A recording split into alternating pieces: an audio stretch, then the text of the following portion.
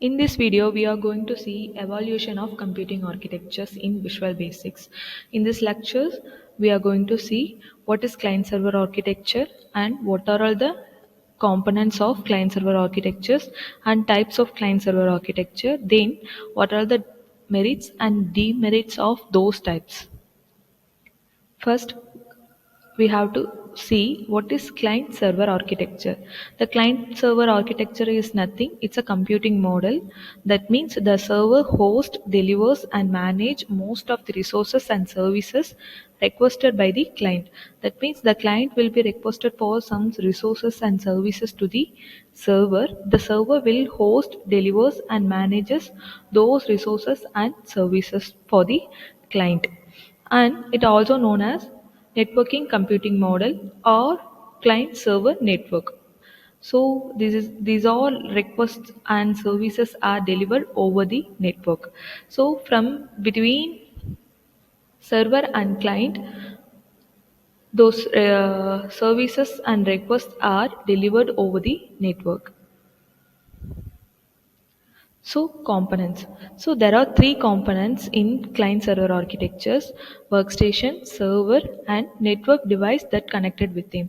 So workstations are clients, servers, server machine, and network devices are connected with servers and workstations. So there are three types in architectures. One is centralized system, another one server architecture, next client server architectures. Let's see from centralized system. So this is centralized system diagram. So terminal 1, terminal 2, terminal 3 and terminal 4.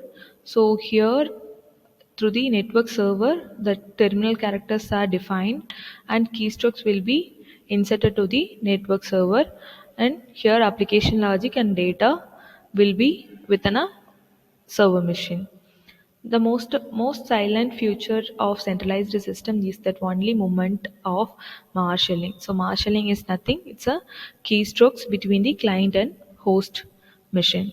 The marshalling is the process of packaging interface elements and sending them across process boundaries.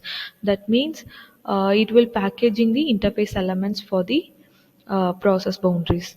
And thus in the system, keystrokes are marshaled from the terminal to the host. So the terminal means client. So from the client to host, the keystrokes will be marshaled. So this is very different from these currently available client server architectures. Comparing another two, this centralized system is totally differ, because one system will be handle all the connected client systems, and it will be handle those system through the centralized system. So merits and demerits. So merits are it have excellent security system. Another one, the administration has both application logic and data reside on the same machine.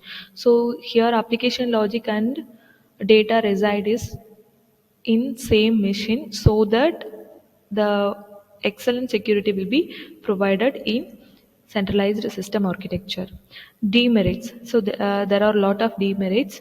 If we are maintaining the mainframe computers, or we are going to buy a mainframe computer, means it will too expensive to buy, lease or maintain and use. And scalability, here the scalability is extremely low comparing security, and difficult to extend means if we are going to introduce new element to the particular program, means it's difficult to add here, and also difficult to modify. That means if we are modify some elements in the previous program, it also difficult.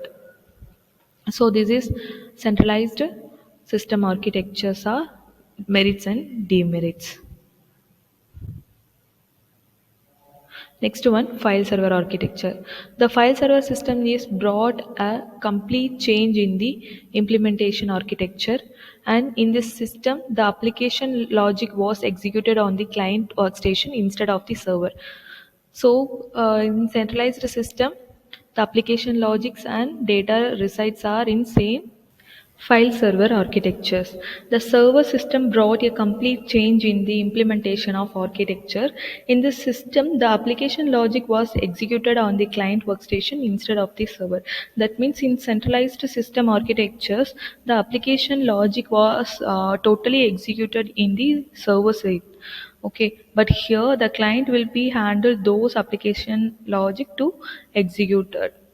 So these servers also provided access to the computing resources like printers and large hard drives. So here the server is also provided to the computing resource of to handle those application logics. So this is the diagram to illustrate file server architectures. Network server are connected with workstations. There are a lot of workstations we can connect it.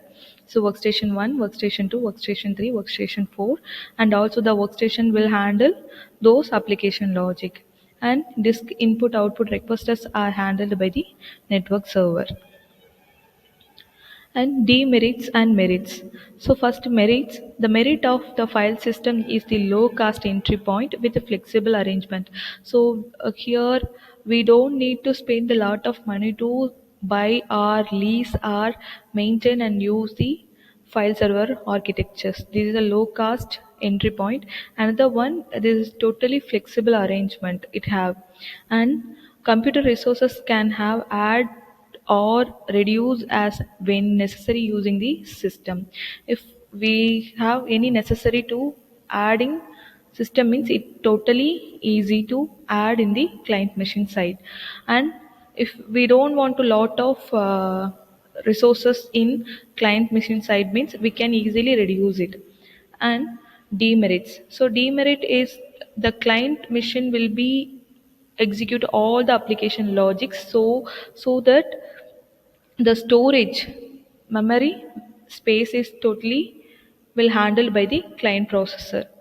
Okay, so the job of the server is to provide files only to store the data. And and the files might be located on the server. The application runs in the client machine memory space uses client's processor. This result in the client machine's need for the large amount of power and run the application. So the client handling the all the application logic means so that we need to buy lot of memories, and we need to use large amount of power to the run the application. So this is the demerit of file server architecture. Next one, client server model. The client server architecture is process it involving the minimum of two independent entities. So two independent entities we are using. One is client, another one is server. So in these two independent entities are using the application logics. The client makes a request to the server and the server services the request and the result data to the client. So here the client will request to the server for some other data, and the server will service those resources and services to the client. Okay, here the result will be in the client machine. So in this application, two separate application operating independently could work together to complete the task. So if we are taking one task means the two independent entities will be combining and will work together to complete the task here. So a well brought out implementation of this concept is SQL, or structured query language based on database management system. So this is a picture illustrate the client server architectures. So in the client server architecture, workstation 1, 2, 3, 4, it is client machines. It will handle the application logics, and also the network server also having the application logics, because we having two independent entities, so that those two independent entities will have application logics so that they will work together to complete the task. So these are file server architecture. And in client server architecture, and centralized system architecture. Thank you.